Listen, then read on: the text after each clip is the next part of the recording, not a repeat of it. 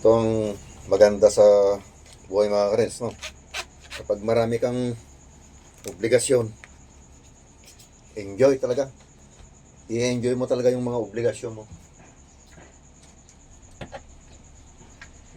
Mapanang governmental organization o government ka man, kailangan mo talagang maglingkod. Kaya kahit medyo mahirap, talagang i-enjoy mo talaga mga karels. Katulad ngayon, meron tayong activities.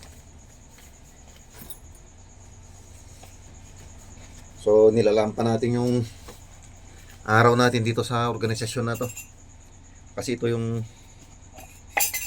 pinaka-enjoy talaga na organisasyon na napasukan ko. Ito.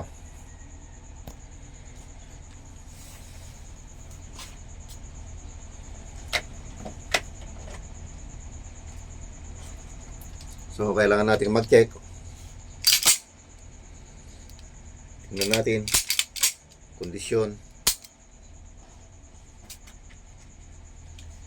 Kailangan iwalay yung bala sa barel, magazine.